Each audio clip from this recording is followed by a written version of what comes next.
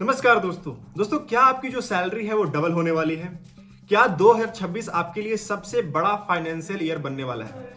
जी हाँ, हम बात कर रहे हैं इंडिया के सबसे हॉट टॉपिक की, दैट इज द 8th पे कमीशन। दोस्तों, अगर आप एक सेंट्रल गवर्नमेंट एम्प्लॉय हैं या आप एक पेंशनधारी हैं या आपका फैमिली में कोई भी सरकारी नौकरी में है, तो जो ये 5 मिनट का वीडियो है ना, ये इसको आप देख लीजिए, क्योंकि मैं आपको बताने वाला हूं कि जो आपकी सैलरी है वो कितनी बढ़ेगी। देखिए, सबके मन में कुछ ना कुछ सवाल है। कोई बोल रहा है कि भाई पैसा कितना बढ़ेगा, लोग बोल रहे हैं कि सैलरी 40% से बढ़ जाएगी, कोई बोल रहे हैं नहीं 40% से क्यों बढ़ेगी, 50% से बढ़ेगी। लेकिन दोस्तों, असलियत क्या है मैं आपको इफ बट में नहीं बताऊंगा, मैं आपको बताऊंगा सीधा कैलकुलेशन। तो वीडियो को अभी से लाइक कर दीजिए और चैनल को सब्सक्राइब कर दीजिए, क्योंकि हम करने जा रहे हैं 8th पे कमीशन का पोस्टमार्टम। तो दोस्तों, सबसे पहले समझिए कि जो पे कमीशन आता क्यों है, सिंपल भाषा में। ठीक है, तो हर 10 साल में सरकार एक कमीशन बनाती है। वो देखती है कि जो पिछले 10 साल में जो महंगाई है वो कितनी बढ़ी है, और उस हिसाब से सरकार ये कर्मचारियों की जो बेसिक सैलरी है उसको तय करती है कि कितना सैलरी बढ़ना चाहिए।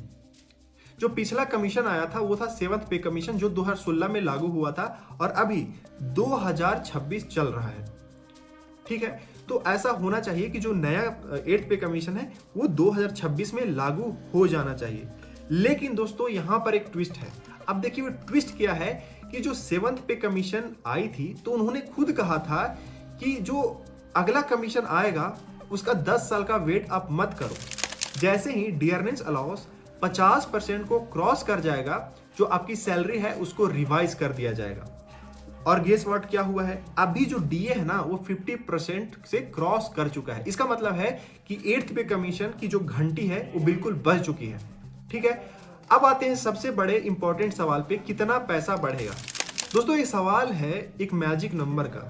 वो मैजिक नंबर को कहते हैं फिटमेंट फैक्टर। देखिए दोस्तों, फिटमेंट फैक्टर वो नंबर है जिसे आपकी करंट बेसिक पे को अगर आप मल्टीप्लाई कर देते हो तो आपकी जो नई सैलरी है वो बन जाती है।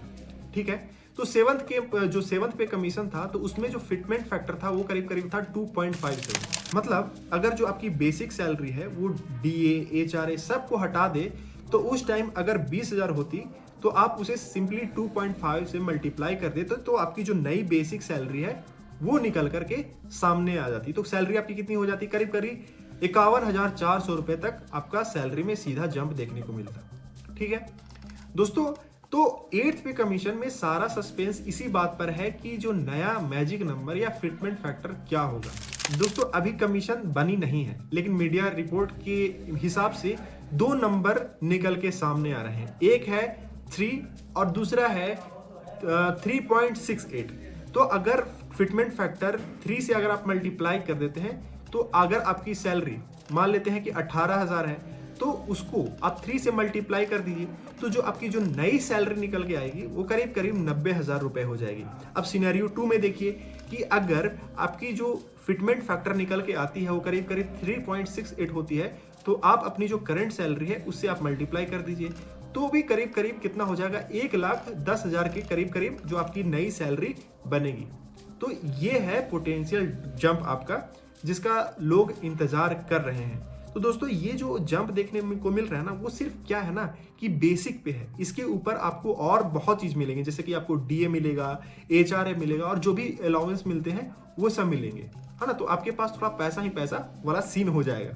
ठीक है, लेकिन दोस्तों अब बात करते हैं कि इसकी टाइमलाइन क्या होने वाली है।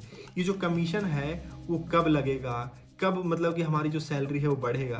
देखिए, जो भी प्रोसेस है इसमें टाइम लगता है। सबसे पहले सरकार क्या करेगी, एक कमीशन का गठन करेगी, उसके बाद वो जो कमीशन है पूरे देश में घूमेगी, उसके बाद एक रिपोर्ट को तैयार करेगी, उसके बाद रिपोर्ट को 2025 के अंत तक क्या करेगी, वो सरकार को सबमिट करेगी।